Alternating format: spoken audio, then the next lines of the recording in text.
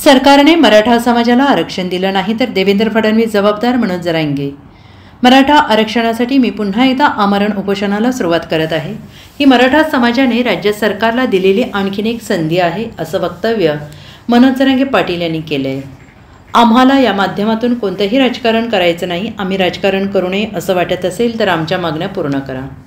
मागच्या उपोषणापर्यंत सरकार आमची दखल घेत होतं, आता तुम्ही या अगर येऊ नका, आपण आपली प्रक्रिया राबवत असतो। कोणी आले म्हणून आंदोलन होत नसतं, पण राज्य सरकारने मराठा समाजाला आरक्षण दिलं नाही तर त्यासाठी देवेंद्र फडणवीस हेच जबाबदार असतील, असं जरांगे पाटील यांनी सांगितलं आहे। ते सोमवारी जालन्यात प्रसारमाध्यमांशी बोलत होते। आजपासून मी राजकीय विषयावर बोलणार नाही, मी आंदोलन करतो, कोणाची वाट बघत नाही। निवडणुकीशी आम्हाला देणं घेणं नाही, त्यामुळे राजकारणाचा एकही शब्द मी बोलणार नाही। राज्य सरकारने आमच्या मराठा आरक्षणाची अंमलबजावणी करावी, नंतर बोंबलत बसू नये। देवेंद्र फडणवीस यांनी भाजपमधील काही माकडांना सांगावं, जरांगे पाटील हा फक्त मराठा आरक्षणाच्या मागणीसाठी उपोषणाला बसलाय, निवडणुकीशी आम्हाला देणं घेणं नाही, असंही जरांगे पाटील यांनी म्हटलं आहे। नाही केला तर पुढची राजकीय भूमिका काय असणार? नाही, ते फूट पाडणं न पाडणं हे त्यांचा कामच आहे, ते पाडत येतात आणि आजही सुरू आहे ते षडयंत्र, ते कुठं बंद आहे। पण मला आजपासून त्या विषयावर बोलायचं नाही। मी सरळ सरळ सरकारला पुन्हा संधी द्यायला लागलो की मला आणि माझ्या समाजाला राजकारणाकडे जायचं नाही। आमचं समाजाचं आणि माझं ध्येय मराठा आरक्षण। या राज्यातला सगळा मराठा समाज हा कुणबी आणि मराठा एकच आहे। अनेक शेकडो पुरावे याला उपलब्ध आहेत, अनेक लागण तिथं।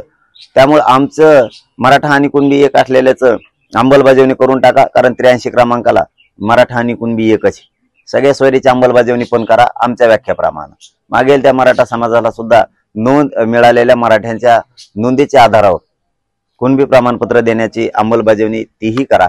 3ही गॅजेट तातडीनं लागू करा। सरसकट गुन्हे, बलिदान गेलेल्या कुटुंबाच्या सरकारी नोकऱ्या, जे तुम्हाला मी पूर्ण मागण्या दिलेल्या आहेत, रोज रोज ते सांगण्यापेक्षा त्या सरकारच्याही पाठ झालेल्या आहेत। शिंदे समितीनं 24 घंटे काम केलं पाहिजे। मग ह्या जे आमच्या एकूण मागण्या आहेत त्याच्यावरती अंमलबजावणी तातडीनं करा। यासाठी आजपासून आमरण उपोषण सुरू आहे।